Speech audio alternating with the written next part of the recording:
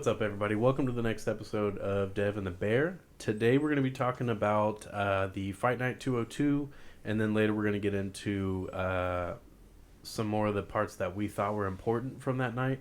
Kind of a recap of the card. There were a lot of decisions, which aren't always so bad. Right. But some of the big fights that we liked, let's see, like Ignacio Bahamondes, that was really great. We got to see Terrence McKinney go in there with another first-round finish. This one was a submission. He didn't have the choke super well. No. But it was pretty cool to see him do something that people were kind of concerned that he couldn't do, which was the grappling side of the game. And he looked good. He did look very good. It was nice. Yeah, I was very impressed with that. He went out there and really just showed that he's more versatile than they realized. I can't remember how they got to the ground. What was the exchange? I know there was an exchange that led to that. There's a little bit of an exchange, and then he got the trip, I believe. Yeah, and I think he tried to trip, and then I think his opponent ended up getting him to the ground, but he scrambled faster. Yeah, and then Terrence McKinney just showed like absolute pressure whenever he was on top of him. He was very overbearing for the guy, and then whenever he got in the choke, it was just being in such an uncomfortable position, like we talked about. I showed up to your house right whenever that fight ended, so I missed like the full lead up to that. But I saw the recap on that, and it was I don't really know what it was, but I just think he was just the guy that he fought was just overwhelmed with it. You know, it definitely seemed that way. I don't know, man. My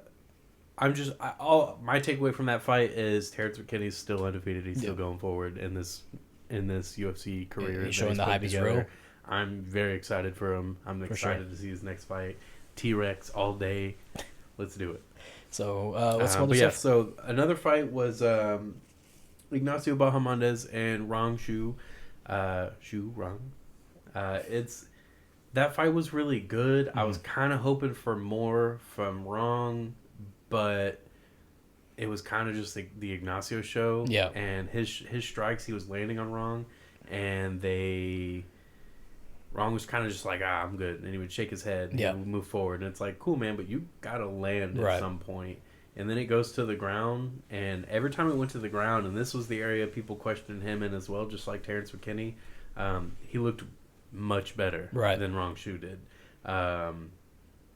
And Rong Shu. I know. I noticed that caught your attention. So I like Ignacio Bahamondes. I like seeing pretty versatile. He had a Bravo choke that's pretty cool. Yeah, I don't see those very much. No. He just had a position and he took advantage of it. I really like that. I really like Ignacio Bahamondes. Very tall, very long. Yep.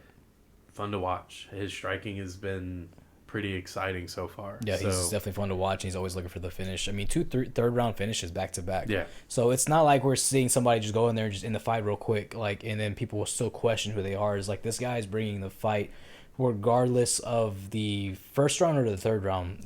So that just shows that he's always wanting to get the finish. And those are fighters that the avid watcher wants to see, is somebody who is going out there to prove a point and show that they're the better fighter. And to get a spinning back kick knockout and now get a Bravo choke just is showing how perfect. I think it was like the last 10 seconds of that fight, wasn't it?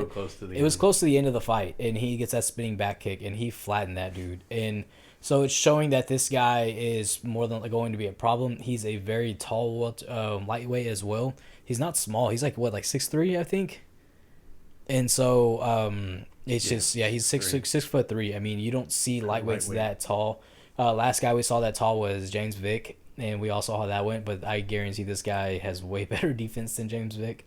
And so it's just going to be, and that's not shitting on James Vick, by the way. James Vick is great. Yeah, I like James Vick a lot. He just had a very tough end of his career and became a meme really, really fast.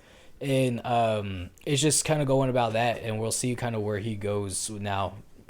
So so the main card saw a couple of things that we'll get into. But we saw Armin Petrosyan win by decision split. We saw Armin Sarukian win by decision. Win by TKO. That fight was freaking brutal. Yeah. He lands an elbow right across the bridge of the nose of Joel Alvarez, and it was just pouring blood. Yeah. I'm really surprised there wasn't a doctor stoppage there. Should have been. The ref was that Tanani guy, and I'm just not happy with that. I feel like it was very unnecessary with the amount of blood that he lost. Yeah. That was freaking nuts. Yeah. He's sitting there bleeding and pouring out of his face. And then he would be put on his back and it would all just go right back into his eyes. And I'm like, you're putting this guy through a lot right now. Right. I know that he's fighting back. He's defending.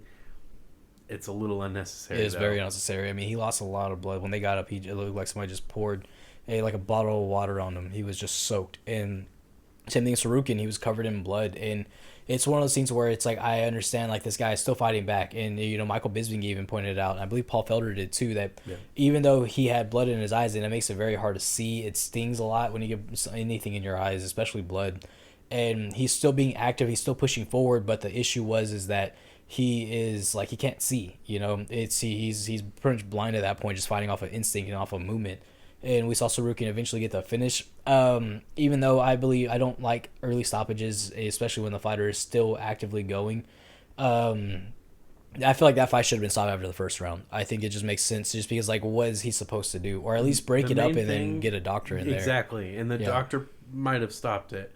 But if you aren't the ref's job is to take care of the fighters. Right. Was Yoel Rivera's being taken care of?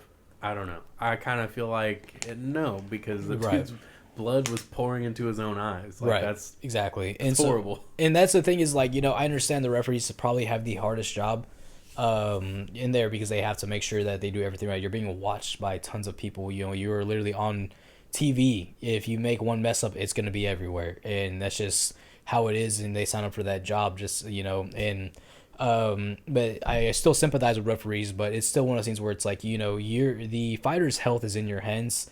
And you saw him after the fight. I mean, of course, it was a TKO by punches, so getting beat up, like, you're gonna lay there, but you know that he lost way too much blood than he should have. And I'm sure getting punched and then losing that much blood will cause that, but I guarantee you a lot of that exhaustion after the fight was because of the loss of blood. Very possible. Yeah. The next fight was Priscilla Cachoeira defeating Ji-Yeon Kim by decision split. We'll get into that again.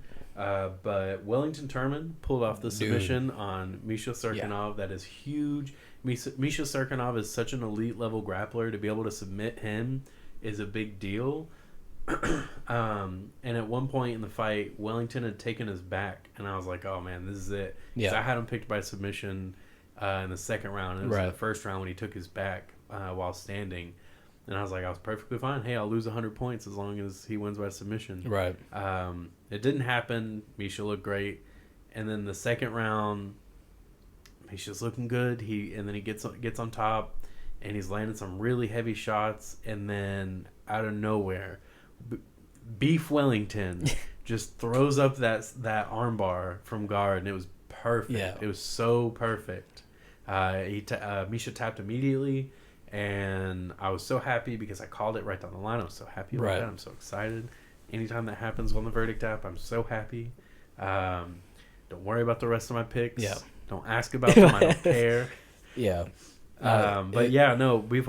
Beef Wellington looked good in my eyes. He did, dude. He did. I was with it. And then that right there, because I remember when we first started doing this podcast stuff, like, that's what we would call him, as Beef Wellington. It's like, how is that not his name? No one else calls him Beef Wellington. No, yeah, that's not a thing. I forgot. Started here. Yeah, and so and then after a while, like, he just kept, I wouldn't say he kept losing, but he just was putting on pretty lackluster performances, and it was like, man, we can't call him Beef Wellington. Like, you got to earn that name. And then like last night's performance, you know, to come back, he was getting beat up in that first round a little bit towards the end, and then he comes back and gets that armbar, and that armbar was tight, dude. Yeah. Like, the way he popped his hips up, got that thing in. I mean, the second Misha, he just tried to stand up, the arm wasn't going anywhere, and you could tell even at the official decision, Misha Serkinov's arm was like, his right arm was swelled up more than his left arm. Not in that kind of way either. It was just like you could tell that it's just like that armbar was doing damage to it. It was a really like just great armbar to watch. It was a nice submission. I'm always for watching jiu-jitsu get put into these kinds of things, and so I was like, man, like that was awesome. And the main event was Islam Makhachev. Right. Getting business done within the first round. Yeah. Putting out Bobby Green by TKO. Bobby Green just wasn't ready for the fight, and that's understandable. Only as ready as you can be on 2 weeks' notice. Yeah. Against someone like Islam Makhachev, what are you supposed to do? Right. But kudos to him for stepping up. I mean, it's cool. Yeah. You don't see a lot of people that decide to step up like that. Yeah, it doesn't happen, especially when you're that high up. Bobby Green's unranked, but Bobby Green's one of those people that's unranked, but at any moment he could be in the top 10. Yeah. At any moment he could be in the top 5 if he wanted, because this would have put him in the top 5. Yeah. I think he fights like a Diaz brother is I guess the best way to put it. I mean, he's always ranked. Yeah. In one way or another, but not really. He's ranked in the streets. Yeah. The streets, and so. But so I guess like one of the things to really talk about before we really talk about Islam Makhachev is the decisions last night. Yeah. I was not with any of those at all. Not that some were good calls, but the Petrosyan fight against Gregory Rodriguez, I didn't agree with that decision. I don't know if that was just me, but I didn't think that fight went Petrosyan's way at all. I definitely have to go back and watch the fight again. But while I was watching it, I was like, hey, I could see it being split. Right. But I did not see it going Petrosyan's way. Right. Even though I had him picked on verdict, I was like, I don't think he won that. And then they call him, and I was just like, excuse me? Yeah. I didn't agree. Pull up those cards again. Right. And so while you're pulling that up, it was just like you saw Gregory Rodriguez being the aggressor. He's really good at pushing the pace. And we've seen in his earlier fights. I mean, he's definitely a guy that I would look out for in the sense of just an exciting fighter because he throws down. But when it came to it, it just seemed that every time that they would clash, is that Gregory Rodriguez was having the answer, or he would start off the engagement and then he would end it as well. I didn't see where Petrosyan was really winning that fight. Yeah. And even if you just to look at them at the end of the fight, Petrosyan was pretty beat up, and then you see Gregor Gillespie, and but you see the reason why I brought that was because what's his name. We'll get in that later. But it was just one of those things where it's I thought Gregory Rodriguez, he looked like he just did cardio for about 30 minutes. He had no, So bringing up the scorecards with that is who did more work and who was taking the less damage or the least amount of damage. One judge gave all 3 rounds to Petrosyan, and the issue with that is that one judge gave Rodriguez 1 round. And then the other one, and that was the 3rd round, and then the other judge gave him 2 rounds, the 2nd and the 3rd.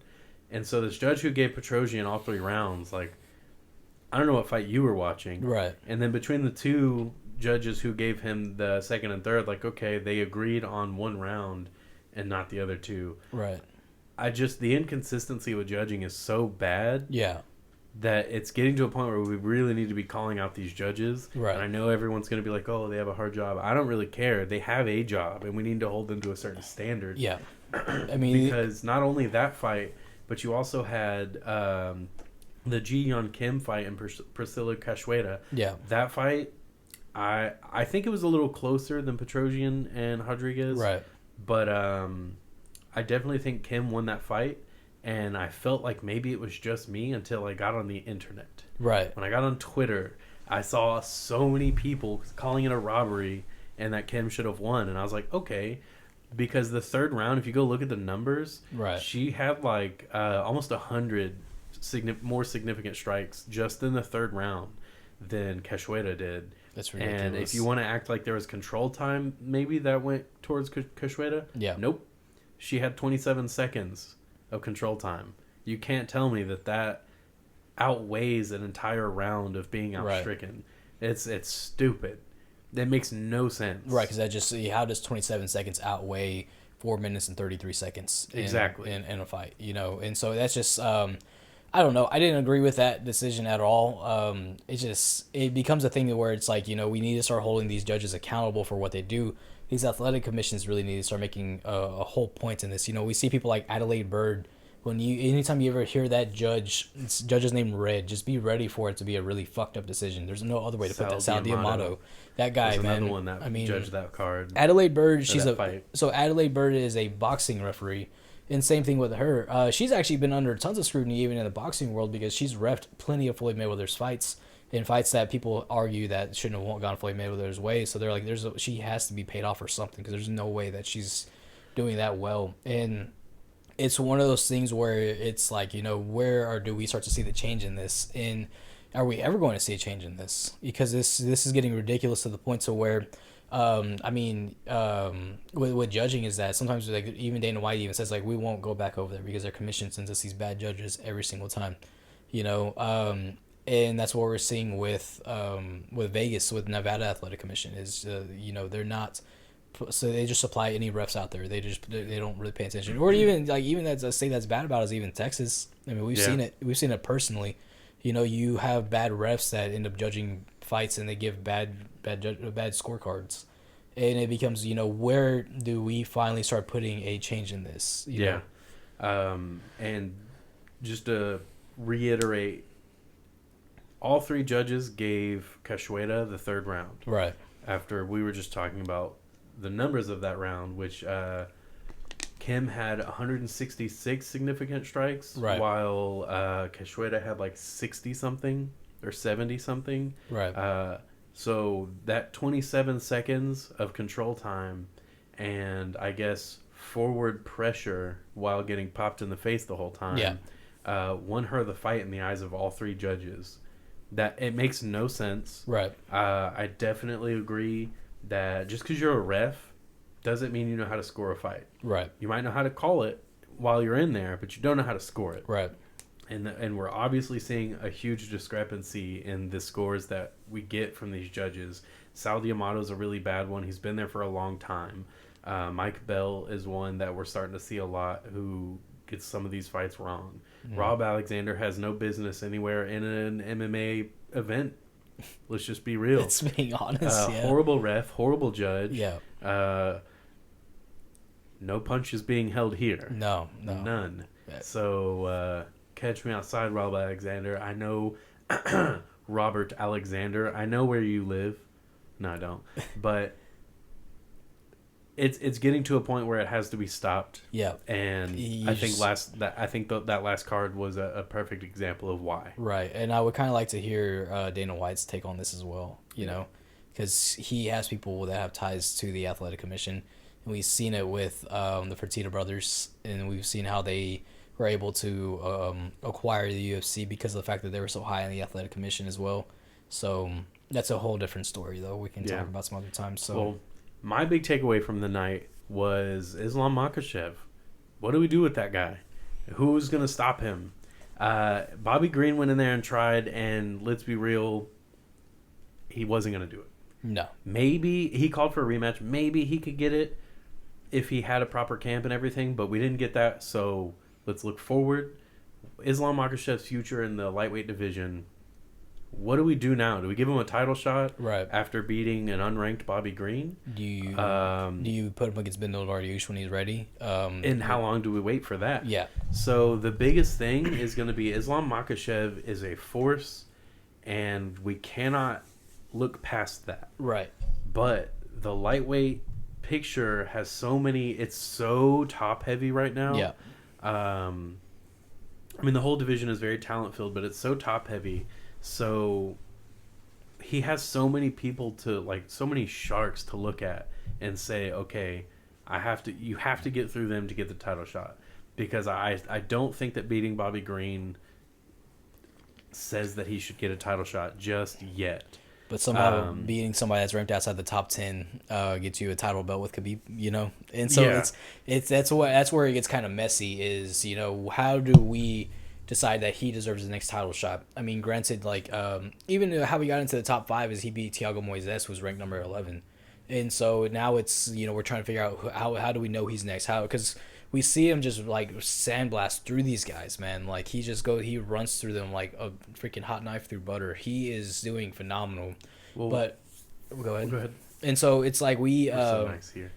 So we decided So how do they decide? I mean, how do we know that he's getting the next title shot? Because you still have Justin Gaethje, who's been pretty much in talks for the next title shot happening in May sometime.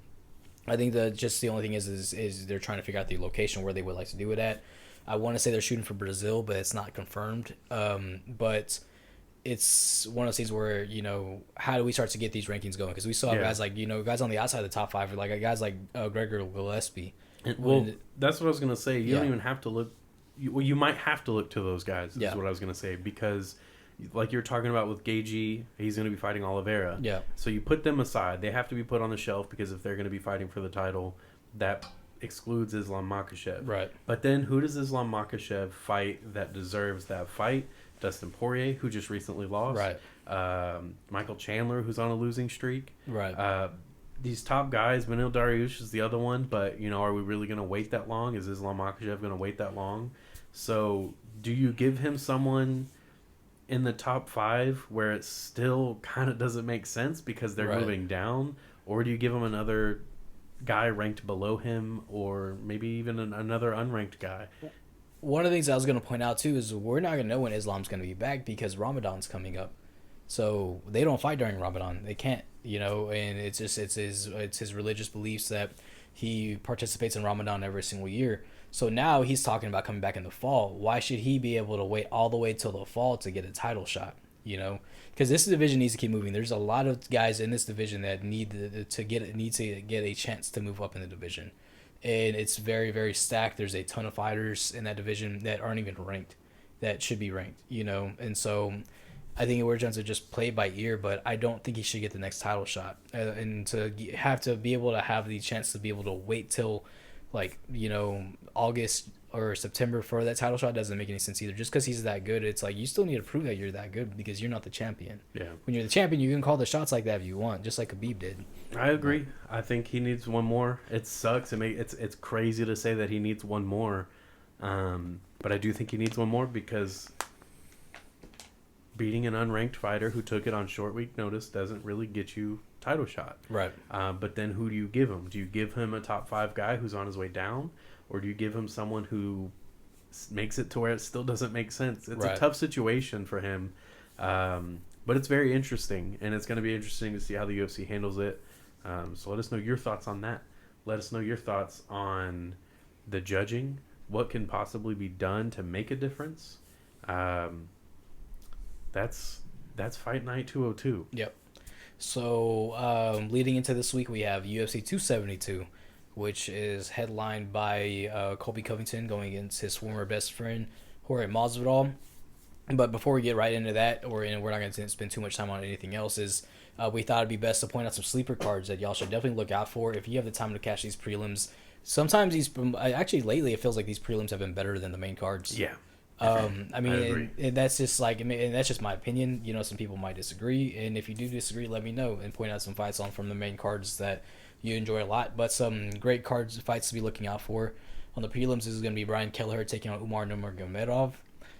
We have Jalen Turner taking on Jamie Malarkey, which is going to be a fun fight. That's going to be a very fun stand-up fight, I imagine. Yeah, they're going to throw down, and that's why they're also headlining the prelim cards. So if you have the time, if you're eating at like Buffalo Wild Wings or something, they'll more than likely have those fights on. And so into the main card, Kevin Holland is making his welterweight debut against another fan favorite, is more of a cult fan favorite, I would say. People like him, but he doesn't have a huge following like some of the other welterweights. He loses the big name fights. Yeah. So I think his matchup against Kevin Holland makes a lot of sense. Right. For Kevin Holland to be in the welterweight picture now, it's going to be really weird. Yeah.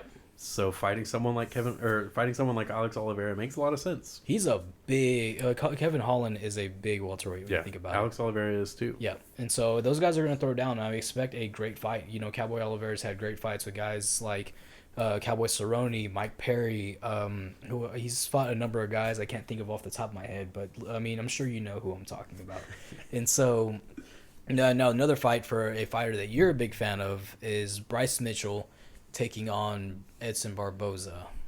Yeah, so I'm specifically really excited for that fight. Bryce Mitchell, I'm a huge fan of his.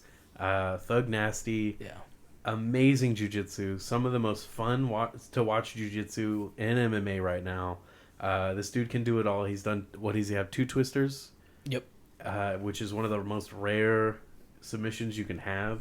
And he's going to be taking on Edson Barbosa. You know Edson Barbosa. You've seen his kicks. His knockout kick of Terry Edom is one of the probably, I think, is it the biggest knockout of all time at this point? Pretty much, yeah. It's on par with what Masvidal did with Ben Askren. Right. So this matchup is very interesting because you have the striker versus the grappler matchup. It's classic. We all know it. Who wins this fight is a very hard to pick fight for me. Right. Because Edson Barbosa's been looking good lately. He's coming off a loss against Giga Chikadze. Right. I don't think he's fought since then. Mm-hmm. So he's coming off a loss, but every time he loses a fight, he comes back better. Yeah, that's what's scary about that. And even though it's getting later in his career, I don't think that he's slowing down. So he's taken on my boy Bryce Mitchell, prospect. I'm worried because this Edson Barbosa is a freaking tough dude. Yeah. And he's no slouch on the ground either. So it's tough. The way I see this going is, of course, because I'm biased. If Bryce Mitchell wants to win this fight, he has to get in close and be dirty. Because if you stay outside of that range, if you're worried about trying to come into the range and getting kicked, you're going to lose. If you go in on that range, maybe you take a shot, but you close that distance and you take the kicks away from Edson Barbosa, your chances of winning that fight have increased exponentially. Right. Your chance of winning that fight, your best chance is going to be getting close, push him up against the fence. Maybe you don't get him down, but dirty box the hell out of him because he will beat you up if you don't. That's one of the things I was going to point out too is Edson Barbosa used to train with Frankie Edgar and Mike Henry. And those guys, like, they talk about how hard it is to take down Edson Barbosa. It is not easy. They say the way he just is able to shoot his hips away from a takedown is just ridiculously fast, and he's very elusive. And Bryce Mitchell is very heavy grappling style. But I'm sure this will probably refresh your memory, is that Bryce Mitchell's been training with Stephen Wonderboy Thompson. And so we know that he's working on his stand-up a lot. And so so I think that's a good thing, though, is because now he's trying to become a more versatile fighter. This is his chance to break into the top 10. He had a fan base following, and since he hasn't fought in a pretty long... It's been a while since he's fought. And he's getting a big chance to finally break into that top 10 of the featherweights, and that's a very stacked division as well. So he's getting his chance to do so against a very tough challenger. I mean, we saw everybody that's beaten Edson Barbosa in the weight class has gone on to fight guys that are in the top 5. Giga Chikadze beat him. Next time he's fighting in the main event against Calvin Kattar. And so it's a win over Edson Barbosa would propel him into that top 5 picture, into a title picture. And so I'm excited for this fight. It's going to be I think it's going to be a knockdown, drag-out fight because you're going to have two guys who are going to try to implement their style as much as possible. And it's just, I don't know, man. These guys are going to go at it. Yeah, it's definitely going to be a do-not-miss fight, for sure. Yeah, Bryce Mitchell makes it ugly in a good way. So does Edson. Yeah. So, again, it's a classic matchup. Don't miss it. Another fight is Rafael Fiziev is taking on RDA. I personally feel like that's going to be one-sided. Fiziev's going to win that one. Pretty much. Rafael Sorry, Fiziev, RDA. Yeah, RDA is a great fighter. He's a veteran of the sport and in the UFC as well. But he hasn't been able to keep his name relevant because he only wants to fight guys above him, but he doesn't. And I understand that. Yeah. But at some point, you have to prove why you're in the top 10, and we have really yet to see that since he's dropped back down to lightweight. And so I think Fiziev's just going to I don't think he's going to steamroll him, but I think he's going to steamroll him. Yeah. So it's one of those things because Rafael Fiziev, man, he trains with Petr Yan, he trains with all these guys, and he's not your typical, your European fighter from that area that just do nothing but wrestle. This guy goes out there and has some of the best Muay Thai that you've seen transition into MMA. In the lightweight division, I really don't think there's any guys in lightweight division that can go a full 5-round fight with him just strictly standing up. I mean, unless you're Justin Gaethje, that's it. Yeah. So that's the one to look out for. But on to what we're really here to discuss. The story of the night. Yes, is the rivalry finally coming to some type of point where we can decide who was the dirtier friend. Yep. Jorge Masvidal or Colby Covington, pick your side. This is like a civil war that goes back to when they were both an American Top Team. Yeah. Just trashing on each other. and then eventually it led to them getting kicked out of the gym. I think they were both kicked out of the gym. Kicked out, yeah. So you have Colby Covington, who's I'd say he's a very well-rounded fighter. Mm-hmm. He's got great wrestling, and he's got pretty solid boxing for someone who isn't known to be like this heavy striker. No, his boxing is very good though. Yeah. And then you have Jorge Masvidal, whose boxing is on another level.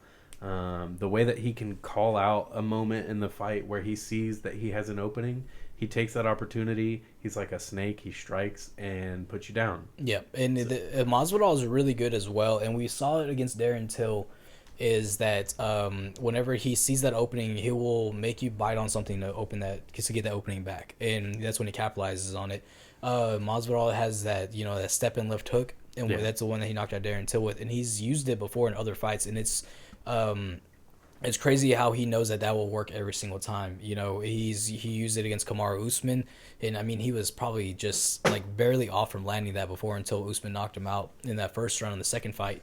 And so there's a lot going into that, but we also have Covington, who's became a whole mixed martial artist.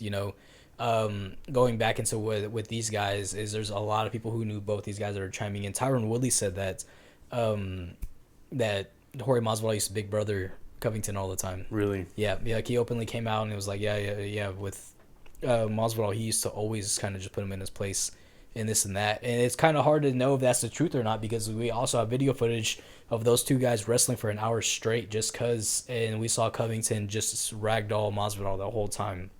And Masvidal has openly spoke out about the whole thing. He said that Covington's coach owes him money. I mean, Covington owes his coach money, his boxing coach money. We've seen Covington come out and say that Jorge Masvidal is not a very good father, and this and that.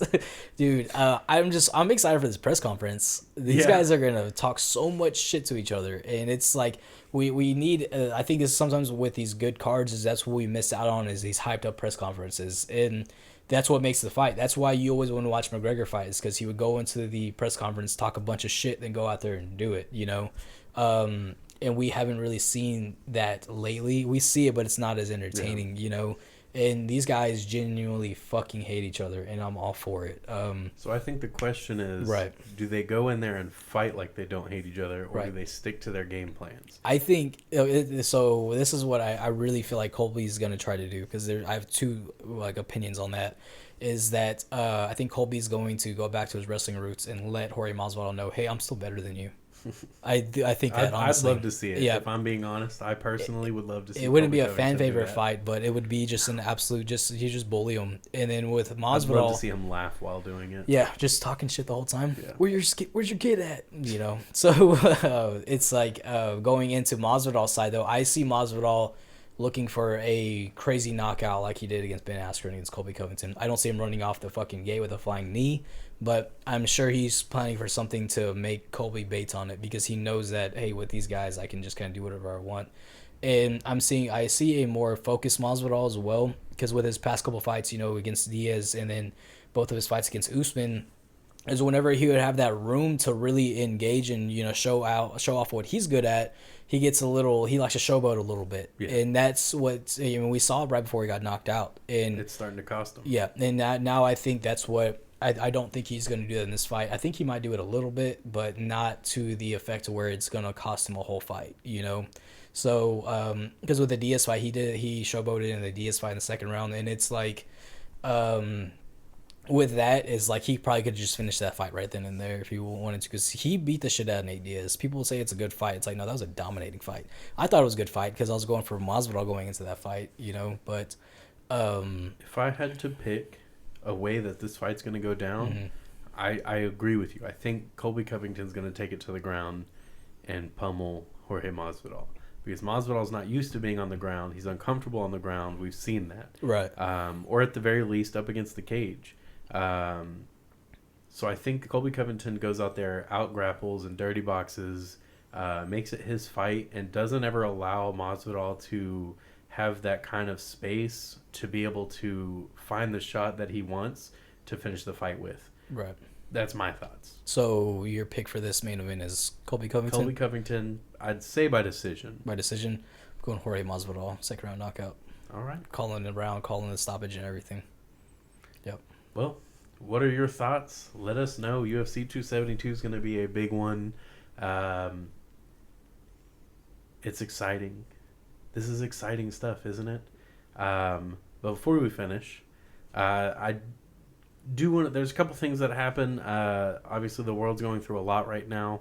Watching Russia and Ukraine and everything going on there. It's very tough to watch, very tough to hear about. But in a weird way, one thing that's pretty cool to see is the Klitschko brothers are out there standing with their country of Ukraine. They're millionaires. Let's be real. They're millionaires. They could have jetted off on a private first-class jet, whatever, and been out of there the second they found out something was going on. Could have pulled Ted Cruz and got the fuck out of here. Yeah. But no, they didn't do that. That's really cool to see them completely geared up and standing with their country right in the thick of it, covered in dust from all the rubble from the explosions. Leaders. That's all that is. Just real leaders down there in, like I said, in the thick of it. So from Devin the Bear, our hearts go out to all the people struggling, regardless of what side you're on. The death of civilians is always, or rather is never good. Nobody ever wants that. There's never a reason for so many people to have to be put through something like that. So it's cool to see people like the Klitschko brothers put their foot down and stand up for their people. Yep, I'm 100% in their country. Props.